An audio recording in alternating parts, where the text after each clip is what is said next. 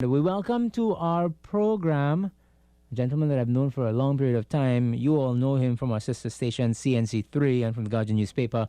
Let's say good morning and welcome to Ryan Bachu. Good morning to you, Ryan.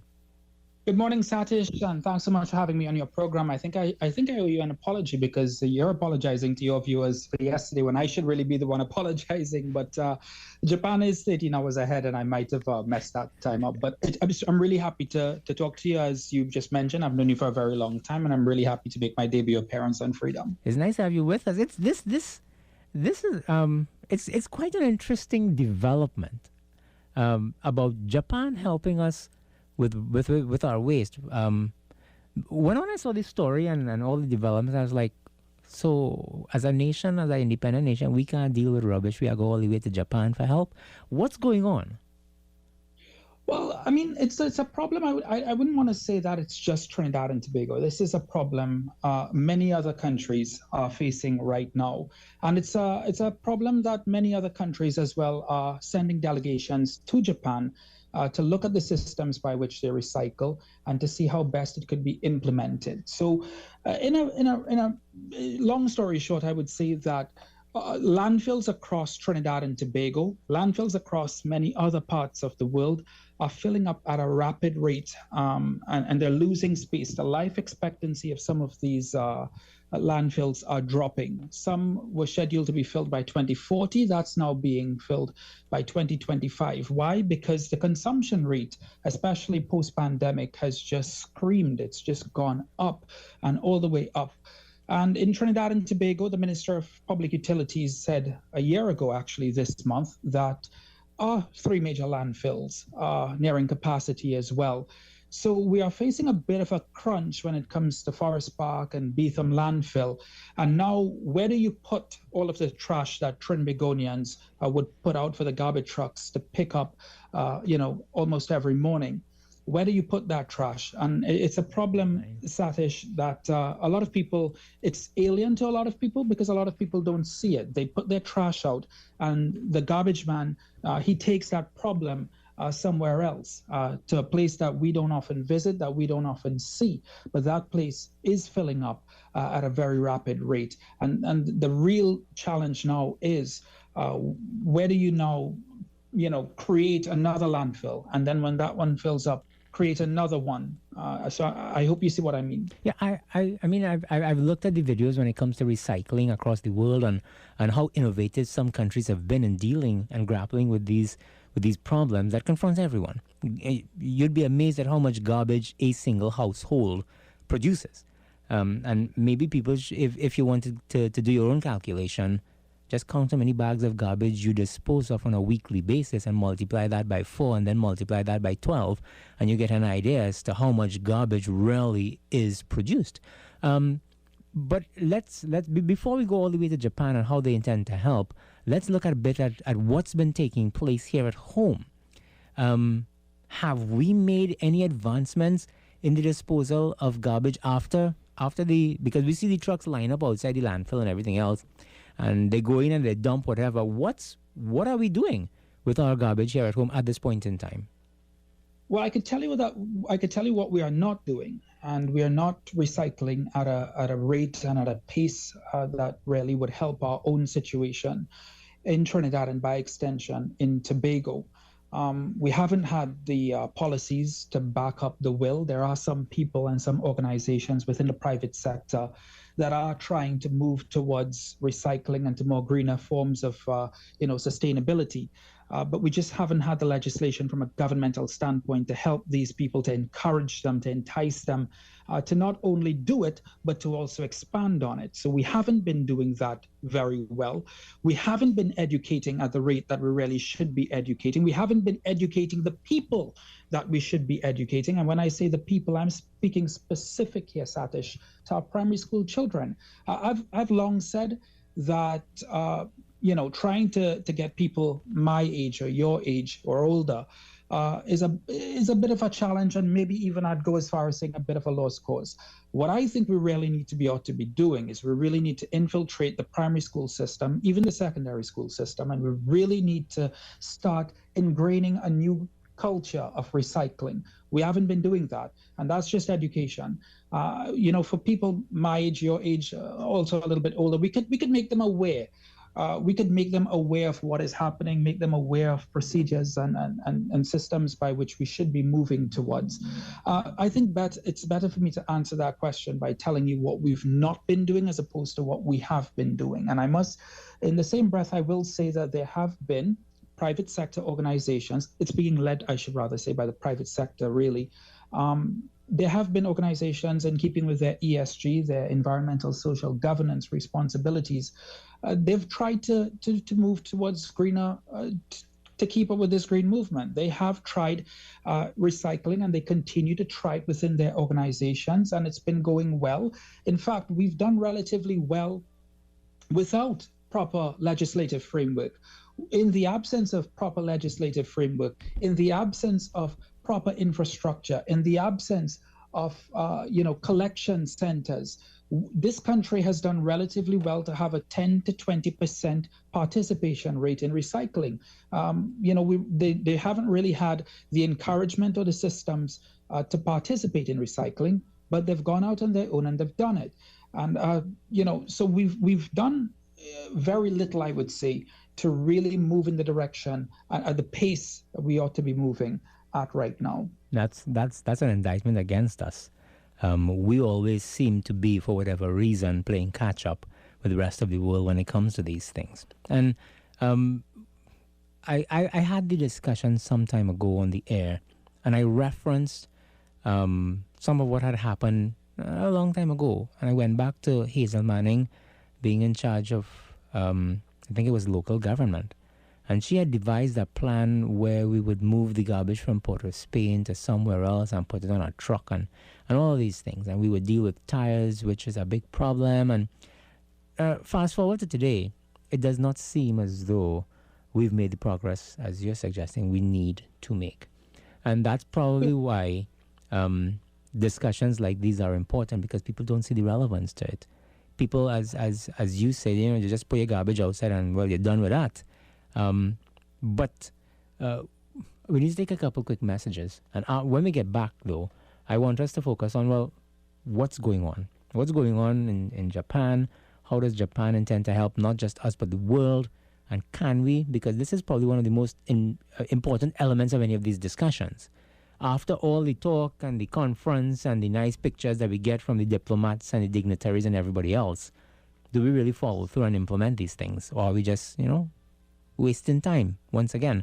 Our special guest this morning, ladies and gentlemen, our colleague from CNC3, Ryan Beichu. We're discussing the issue of garbage and waste and how it's disposed of and some of the other things.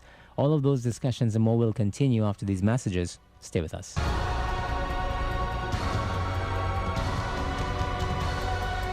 Welcome back. It's just about 16 minutes before 7. At the top, we've got news, then of course our poll. Speaking with us this morning, our colleague from CNC3, Ryan Beichu. Just before we went to the break, I was suggesting that maybe let's focus a bit, because before you know it, the time is going to be upon us where we have to end the interview. Let's speak about what's going on in Japan at this point in time, and how is Japan intended on helping not just us, but apparently the rest of the world deal with this thing. Yeah, Japan is a broad statement, because, and I'll quantify what I mean by that, Satish. There are cities in Japan that are doing it. Japan is obviously a very big country. There are cities in Japan that are doing very good recycling work. And then there are other cities that are lagging behind, just like other cities around the world, just like our country is lagging behind. But one of these cities is a town called Osaki Town. It's south of Japan, about an hour and 20 minutes flight from Tokyo.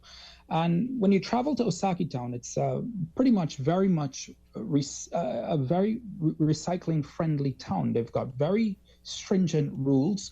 80% of the waste that is collected residentially, commercially, and also when it comes to the industry are recycled. 80% of it. That leaves just 20%. And you were giving a really good example a little bit earlier in helping people count just how much waste they might actually be producing by their household. So imagine just 20% of that waste actually goes to the landfill.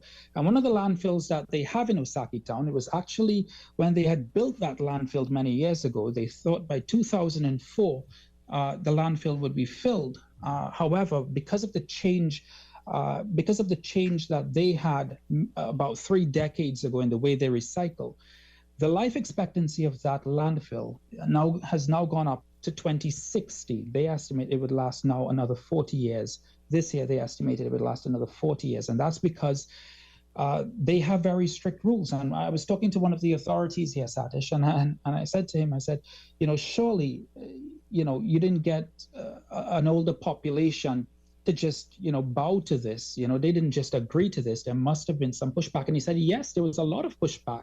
But he did say that what they did was that they created the policy where you have to separate your garbage into plastic, paper and glass and other materials. They also do things like ceramics and spray cans and all of that. They've really taken it up a notch. And it really is simple. If you don't segregate your garbage, then the garbage truck man will just simply leave it behind. He will not pick up things that are mixed. They've also taken it in another direction as well. There is so much wasted food. We know about that in Trinidad and Tobago. There is so much wasted food across the world that food is actually, again, separated. It goes to a facility where it is goes into a compost heap, and within 6 months, you have fertilizers that are back on the shelves being sold.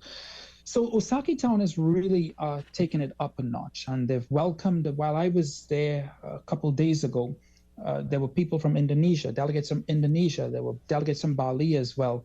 They're studying the system by which Osaki Town operates. But they made decisions and they stuck by it. As one of the officials told me, they were never going to have a U-turn. But what they did do was that it was not just a very hard and fast policy as well. They married that strict policy with huge awareness campaigns, huge educational campaigns. They had a lot of town halls. They spoke to the residents because the residents just didn't know about it. They didn't know too much about what was going to happen. They were very, aggressive sometimes. Sometimes some of them were very uncertain. But they educated them on what this is about, how this can help. And the result of it is that they've managed to have some pretty good success. I don't want to paint a fairy tale picture for you, but they've had some success with it. But I hear you. I do. And in other parts of the world, the more progressive societies, these things take traction quicker because the population is more inclined. Let me use that term. I want to be nice here this morning. The population is more inclined to do these things simply because of how the population is conditioned. Now, it sounds real good. It really does.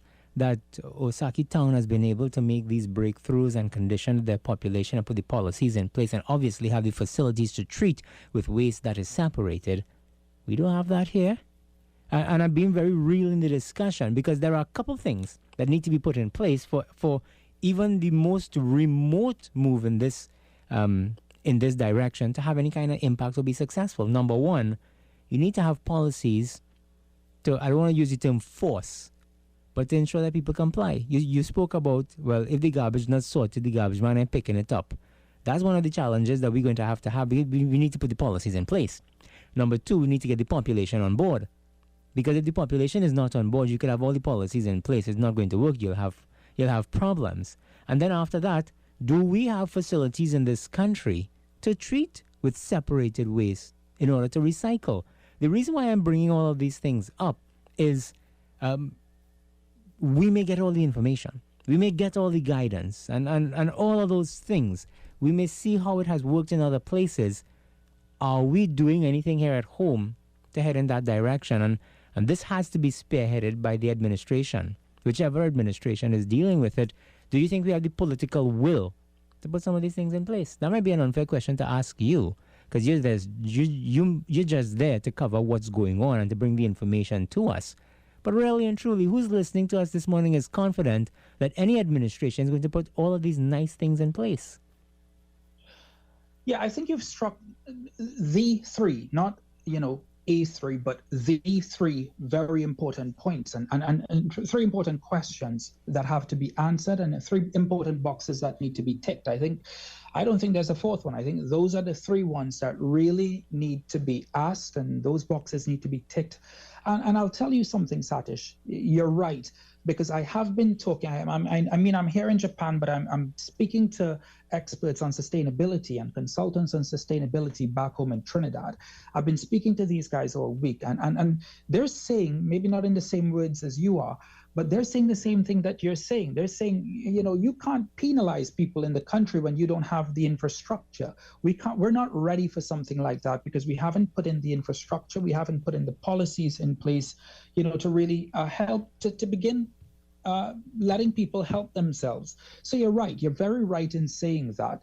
A lot of these things that need to be put in place are not there as yet. And you make a very good point about the collection centers that you speak of that don't exist in the country just yet. But I will tell you, to my great surprise, not only the collection center, but the recycling center, of which the plastics are separated, and then the metals are separated into like 12 categories, because you have aluminium, you have pots, you have hard metal, you have all of these different things. That large facility, to my great surprise, was funded by the Japanese government, but it's actually run privately.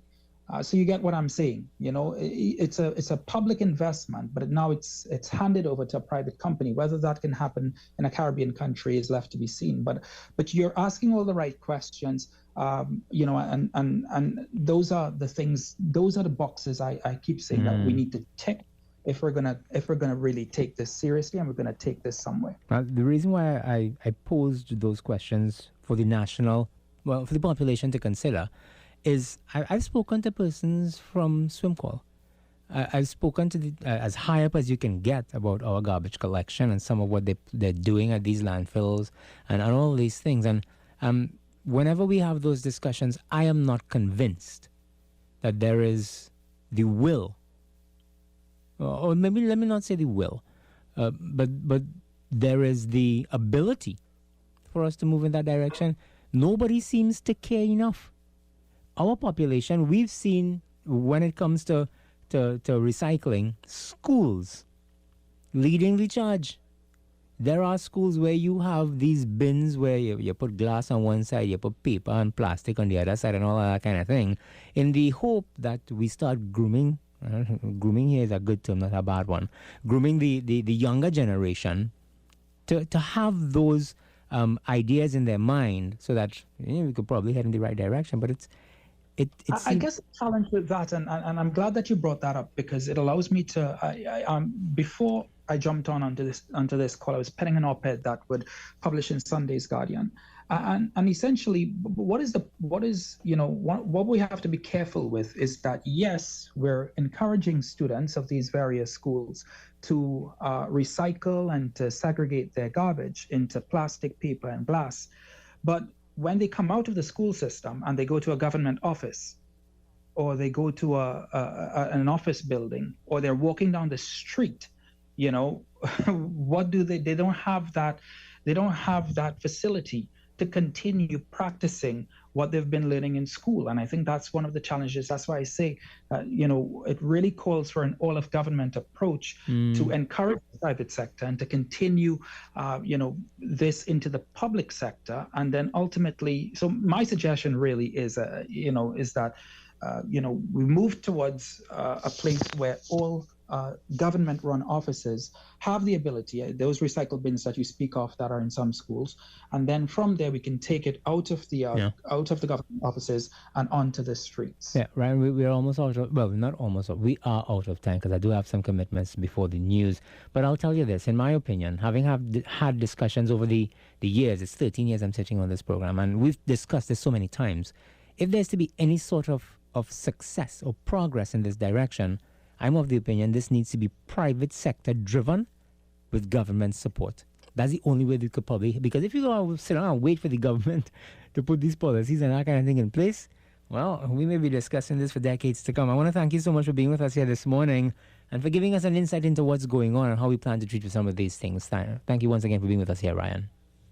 Thanks very much, Satish, to you and to all of your listeners as well. Appreciate it. And that, of course, ladies and gentlemen, Ryan Beichu from our sister station, CNC3, telling us about Japan and how they're trying to assist the world in treating with some of these things.